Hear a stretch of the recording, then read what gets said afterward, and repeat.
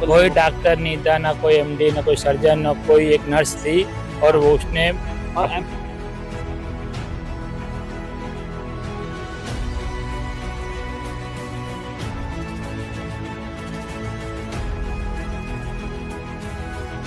अभी sign hospital पे है, एकदम सीरियस है। डॉक्टर भी वहाँ पे बोल दिया कि कोमा में जा सकता है या फिर अटैक आ सकता है इसको।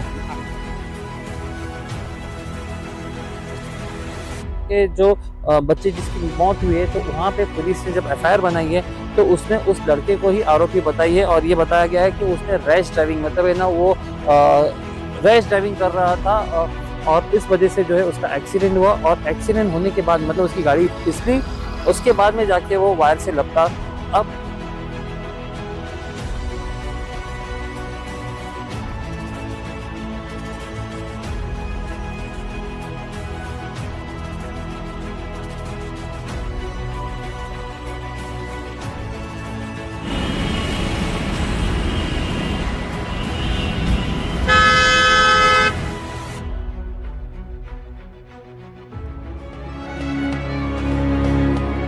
मार्च की गर्मी और रोज़े की प्यास, इस रमज़ान अपने घर ले आइए शरबत खास। जी हाँ दोस्तों, मोहम्मद भाई शरबत वाले इस साल भी अपने खास फ्लेवर्स के साथ हाजिर है, जैसे शाही गुलाब, केसर और बजूरिन, जो इस गर्मी में आपको करे तरोताज़ा। इनके आउटलेट पर आप कई किस्म के शरबत का मज़ा ले सकते हैं। खास रमज़ान में कोकोनट क्रीम और मलाई रबड़ी भी अवेलेबल है। तो आज ही अपने घर ले आइए ये खास 3 फ्लेवर फ्रॉम मोहम्मद भाई शरबत वाले एट कोटेगेट मस्जिद भिवंडी। हेलो फ्रेंड्स, मैं फिरोज मेमन, द वॉइस में आप सभी का स्वागत है। हम सब जानते हैं कि पहले रोज़े को 2 मार्च को भिवंडी के राजीव गांधी फ्लाईओवर पर एक हादसा हुआ था और उस हादसे में एक बच्चे की, जिसका नाम सैफ था, 20 साल की उम्र थी, उसकी जान चली गई थी। लेकिन उसके पीछे एक और लड़का बैठा था जिसका नाम अहद था, अहद अंसारी। तो उसकी भी हालत जो है काफ़ी गंभीर है। इस मामले के ऊपर हमने पहले भी एक न्यूज़ बनाई थी कि क्या हुआ क्या नहीं, लेकिन आज जो अहद के रिश्तेदार हमारे साथ में हैं और वो बताएंगे कि उस रात जो है उनके साथ में क्या आप बीती हुई थी, साथ ही साथ में अभी उस बच्चे की क्या हालत है, क्या कंडीशन में वो है। तो हमारे साथ में अहद के मामा हैं। आपका नाम क्या है बताइए थोड़ा। मेरा नाम है जावेद अंसारी। तो जाहिर भाई थोड़ा सा बताएंगे कि उस रात को क्या हुआ था, पूरा मतलब थोड़ा सा विस्तार से बताइए। उस रात को फ़ोन आया आईजीएम से, और जो लड़के लोग उठा के ब्रिज से लेके गए थे, लोगों ने फ़ोन किया मेरी बहन को, मेरी बहन ने मुझे फ़ोन किया। मैं अपनी बहन को लेकर जब आईजीएम पहुंचा तो आईजीएम में उन्होंने कुछ किया नहीं था और डायरेक्ट पर्ची थमा दी कि यहाँ से ले जाओ, इमरजेंसी है, अभी यहाँ से इसको सिविल लेके जाओ। अच्छा, मतलब वहाँ पे कोई चीज़ नहीं था। एक उसकी टांग टूटी हुई थी कि इसको पट्टी खड़ी लगी थी, कोई सर्जरी भी नहीं करे थे इसको, और बेहोश था, उसको साफ भी नहीं करे थे, यहाँ सीने होने में जख्म घसड़ा लगा था, कुछ नहीं करे थे।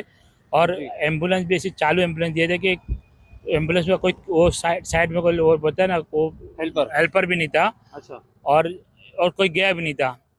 और लोगों के पास एक वो क्या बोलते हैं मशीन भी नहीं थी, कौन सी वेंटिलेटर मशीन भी नहीं थी। वेंटिलेटर मशीन तो मतलब आईजीएम में है भी नहीं ना। हाँ, लोगों ने वहाँ से हटा दिए और मेरे को भेज दिए ऐसी पोती बना के, सिविल लेके जाओ। तो मेरे को एक बात बताइए कि ये जो सब चीज़ें हुई थी तो उस वक्त बजा कितना था? वो सुबह के बजा था 4:30 बजे। सुबह के 4:30 बजे। हाँ। तो हो सकता है कि सुबह के 4:30 बजे की वजह से जो है वहाँ पे फैसिलिटी नहीं होगी, या तो फिर कोई डॉक्टर अवेलेबल कोई डॉक्टर नहीं था, ना कोई एमडी, ना कोई सर्जन, ना कोई एक नर्स थी। और वो उसने एम्बुलेंस वो लोग ने मंगा के दी थी। एम्बुलेंस वही लोग मंगा के दिए थे।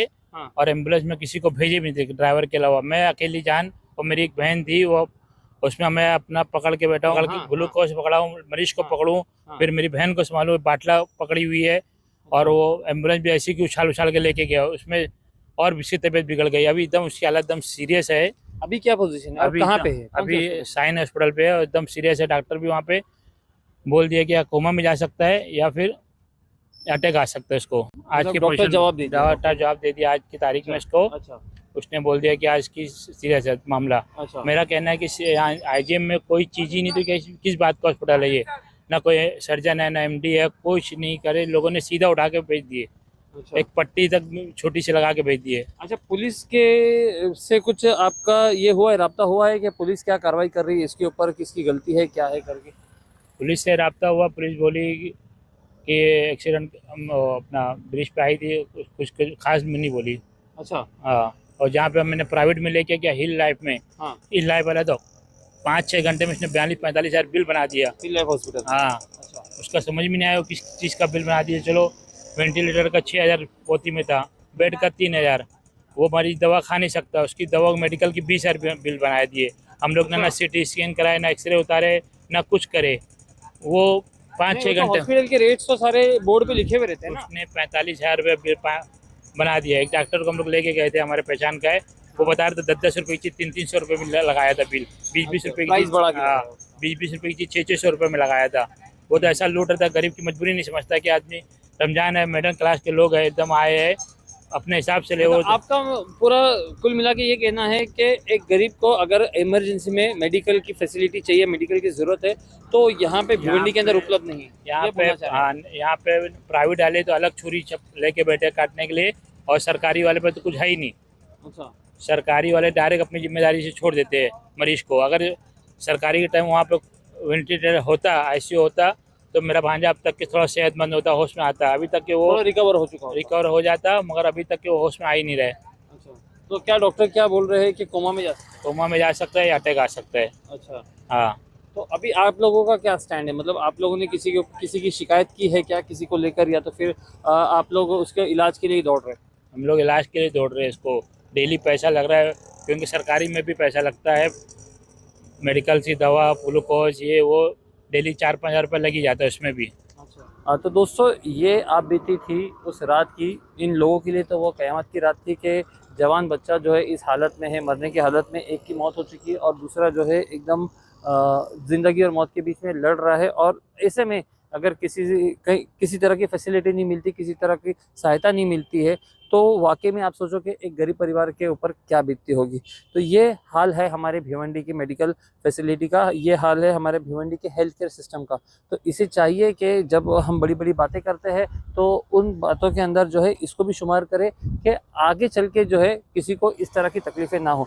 एक बात और मैं यहाँ पे आपको बताना चाहूँगा कि जो बच्चे जिसकी मौत हुई है, तो वहाँ पे पुलिस ने जब एफआईआर बनाई है तो उसमें उस लड़के को ही आरोपी बताई है। और ये बताया गया है कि उसने रैश ड्राइविंग, मतलब है ना, वो रैश ड्राइविंग कर रहा था और इस वजह से जो है उसका एक्सीडेंट हुआ। और एक्सीडेंट होने के बाद मतलब उसकी गाड़ी फिसली, उसके बाद में जाके वो वायर से लपटा।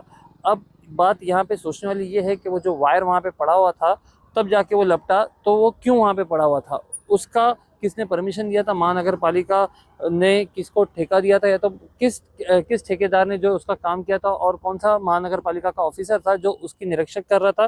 तो ये सारी चीज़ें भी जो है सामने आनी चाहिए। इन सारी बातों के ऊपर भी जो है कार्रवाई होनी चाहिए। हमने जो इस केस के इन्वेस्टिगेशन ऑफिसर है शिवाजी पाटिल, उनसे बात की तो उन्होंने कहा कि हमारी कार्रवाई चालू है।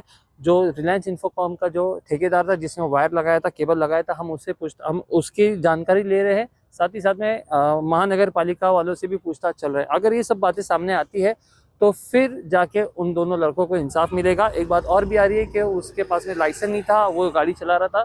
तो क्या एक लाइसेंस का चालान एक बच्चे की जान की कीमत हो सकती है क्या? ये एक बहुत बड़ा सवाल यहाँ पे खड़ा होता है। दोस्तों, हमारे साथ बने रहे। हम इस मुद्दे की, इस मामले की जो है आपको आगे की अपडेट भी देते रहेंगे। मैं Feroz Memon, the Voice News से। Thank you.